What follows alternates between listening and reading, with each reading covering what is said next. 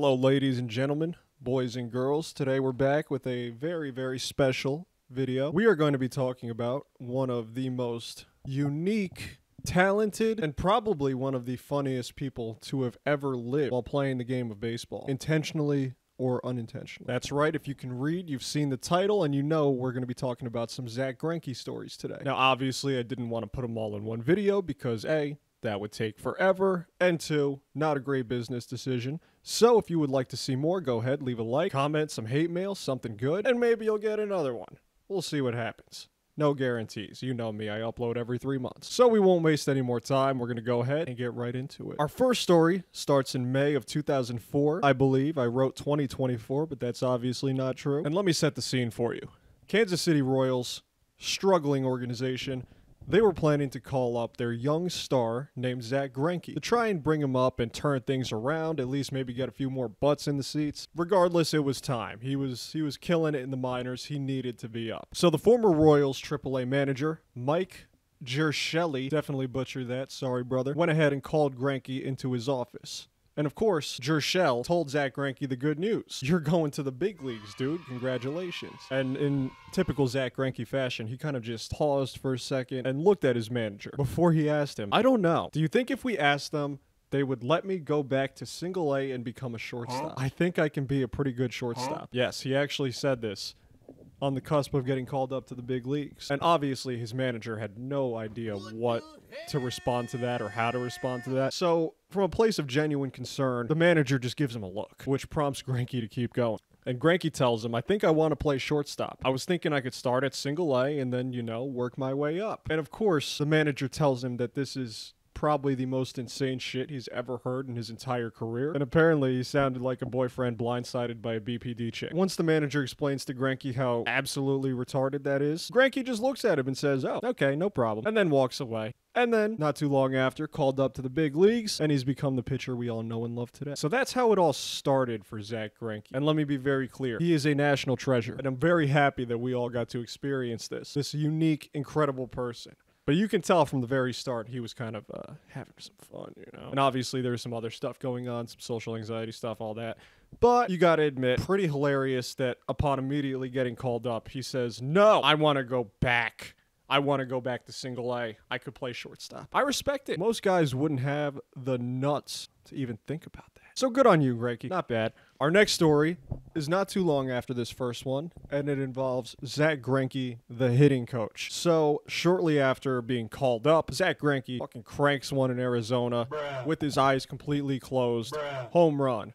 Boom. And obviously the guy always thought he was a decent hitter because he wanted to go back and become a shortstop. So his at-bats were always something that he prized and he valued accordingly. So right after, not too long after he hit that first career home run with his eyes completely shut, he noticed that another one of his rookie teammates, Alex Gordon, you might have heard of him, was struggling at the plate. And at this point, they're both super young players. They're both just trying to make a name for themselves, stick in the league, not get kicked out. And to everyone else on the Royals team, it was pretty obvious that Greinke was special. He had this perceptive ability that not many people could match. And you could use his observations to try and gain an edge over your opponents because he's a very smart guy. So when Gordon was approached by Zack Greinke telling him to meet him in the film room, he was obviously very excited. This genius of a pitcher who hits home runs with his eyes closed wants to come talk to me and tell me how to hit. That's great, because he was struggling pretty bad when he first got called up. But, now he had Zack Greinke giving him some pointers, so it's all good. It's not often that you get to learn from Senpai Jedi Council member Zack Greinke. So the two of them go ahead, they head into the film room together, where Greinke proceeds to show him the clip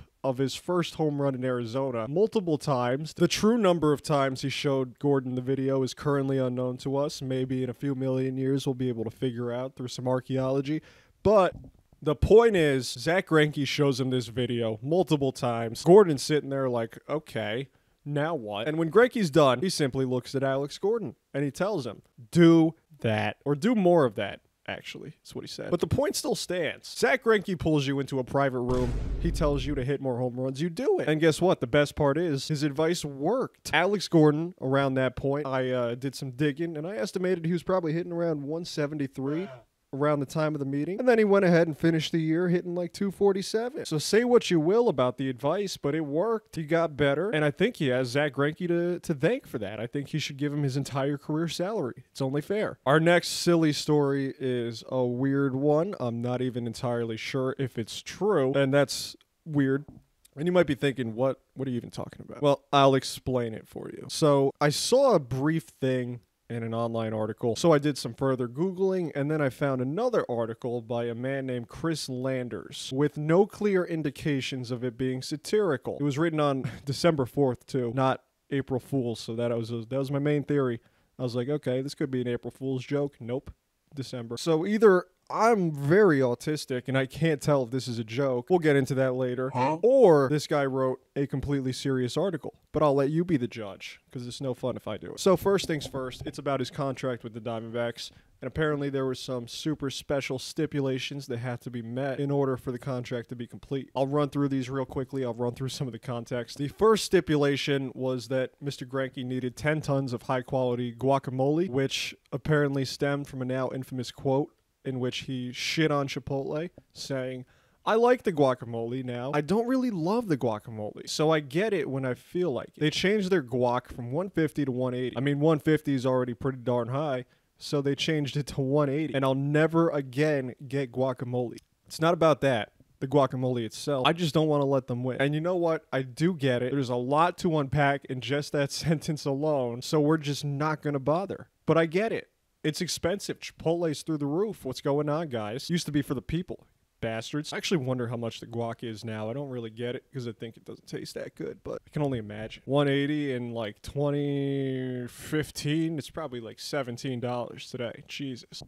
The second stipulation that was allegedly in Greinke's contract stated that he would be getting a minority stake in a Chipotle franchise, establishing him as a part owner of one of the many restaurants. And of course, this kind of ties into the last one. It makes sense given his passionate statements on the topic. And if you have to imagine him as an owner, or at least a minority owner, I imagine, said that a lot of times, shout out John Lennon, I think he would be a cool owner. I do. He seems like a pretty chill guy. Might ask you a lot of questions. He wants to know how things work, and you have to respect that. But you have to think he would be a pretty hands-off kind of guy. As long as you're not making a fool of yourself or charging $23 for your guacamole, he'd probably be a pretty hands-off dude, and I would love to work for him. So if he ever goes ahead and, outright buys a franchise, let me know. I'm in the job market, bud. Third on the contract, samurai swords, also completely understandable. These things are very cool, especially if they're real, like historical artifacts, all that. If I had a shitload of money, I would probably buy a ton of them too.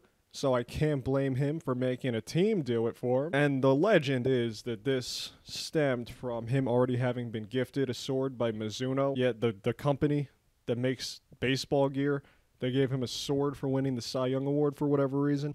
I don't know if that was like a personalized thing or if they give swords to everybody, but pretty sweet. I don't know why they did it. They make like gloves. But maybe if we replace the baseball bats with swords, the product would get better on the field. I would need someone more well-versed in physics than me to answer that. Not sure how far the ball would go, but maybe we should start paying attention to Greinke's. He's a smart guy. He knows what he's talking about, okay? And there was also some more stuff on this list, but it got to a point where it was just it seemed a little too bullshitty. So we'll go over one more, which kind of like, threw me over the bullshit edge. And it was, apparently that Zack Greinke needed a copy of Shawshank Redemption on Blu-ray to be included in his contract, or else no dice, baby. That's the one that was like, okay, maybe this is a joke, but I still can't really tell, so we're gonna roll with it, see what happens, and you guys can make fun of me for it. But yeah, he wanted a copy of Shawshank Redemption on Blu-ray. If you've ever seen it, you know it's a good movie, pretty emotional. It's a bit of a drag at times, but it's a slow burn. Not great for the TikTok brain we have today, but it's one of the classics for a reason. If Zack Greinke likes it, you should watch it. And if you don't, you can't speak to him. Apparently that's true. If you're a reporter and you want to ask Zack Greinke a question, you have to have seen Shawshank Redemption, which if you haven't, you're probably like 13 anyway, so whatever. Go watch it. They're not paying me. Go watch it. It's a good movie. Yeah, watch it illegally. Stephen King sucks. So I think we're going to go ahead, move away from our fake news. And we're going to go talk about how Zack Greinke plays and, makes fun with the fans and stuff. He loves fan interactions. Our first Zack Greinke fan interaction comes from a couple years back. Once again, I want to preface this by saying I'm not sure if it's true. Could be just a Twitter troll, most likely is, but it's funny, so we're going to pretend it's true. So a couple years ago, 2022, I believe. It was alleged that a fan was attending a Kansas City Royals home game, and of course, you see Zack Greinke, you're going to say, Zack Greinke, can you sign my balls? And that's what this guy did, right? He wanted his balls signed. So apparently, the fan said Greinke took his ball and just chucked that shit as far as he possibly could into the outfield. Kind of like Trevor Bauer that one time in Kansas City. And if you're the fan, a little confused, obviously, that it sounds a little traumatic. And the guy asked Greinke, bro, what the fuck? Why did you do that? Why did you throw my balls? And Greinke simply told him for my amusement. Kind of a baller move, I can't lie. Asserted his dominance all over that guy. True alpha. Can't beat it. But there's more, too. Another time, earlier in 2022, Zack Greinke was set to make his first spring training start when yet another fan asked him for an autograph. And this time, instead of chucking the balls to Kingdom Come, all Zack Greinke wanted was to take a picture of this guy in order for him to earn the autograph. And you might be thinking, that's weird. Why did he want a picture of a fan, of all things? Why didn't he just chuck his ball 300 feet? Well, you'll see. Regardless, the fan accepted the offer. I mean, you got a picture of me for a signed ball? Yeah, why not? That's not that bad. And, you know, Greinke pulls out his phone, takes a picture of the guy. Guy gets his ball signed. And I'm going to put a picture up on the screen, and you'll see why Greinke was a little fascinated with this character. All I could say is rock on, brother. That fit goes stupid hard. You're an icon. You're a true American. And I think 2028, this guy has a chance. Don't sleep on the guy from the Diamondbacks game or whatever. I see myself in him. I'm sure you guys see yourselves in him. This, whether you like it or not, peak male form, cope with the wall, argue with your mother. I don't care. We'll go ahead. We'll give you one more fan story, and I think we'll probably wrap it up because this is getting kind of long. I don't want it to be too long. I want it to be consumable. So another time, we had another report from the infamous Twitter space where it was alleged that Zack Greinke was picking up some tickets for an Arizona Sun Devils game. Now, if you're unaware, that's ASU, I think. I haven't played CFB in a while. ASU, that's their baseball team. And this is once again during spring training of 2022, so he was having a pretty crazy year that year. Just banger after banger after banger. And the kid working the tickets is just some college kid, right? He doesn't give a fuck. He's just trying to get through it. So when he sees Zack Greinke pulling up to the ticket thing, he's like, oh my God, that's Zack Greinke.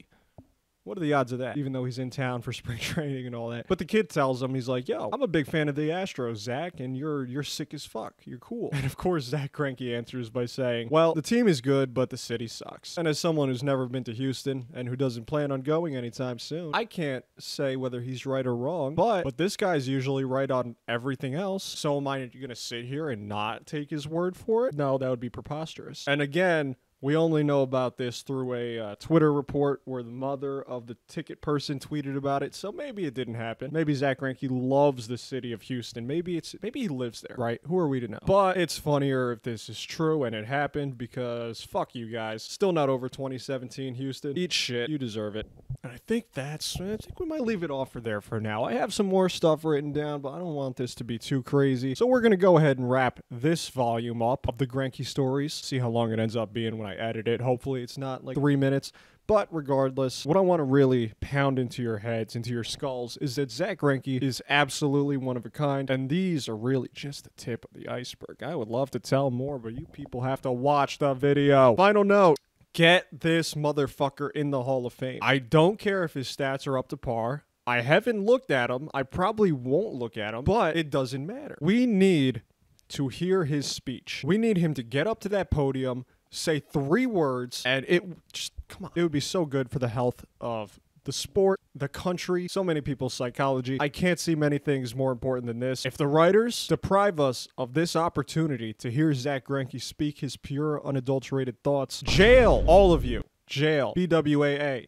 Gitmo. And with that being said, it doesn't matter how long his speech is, how good it is, how cohesive it is. We need it. That is A+, top tier content, regardless of the content. So if you don't elect Zack Greinke into the Hall of Fame, you suck. And your votes are public. So we'll make fun of you on Twitter. Fucking nerds.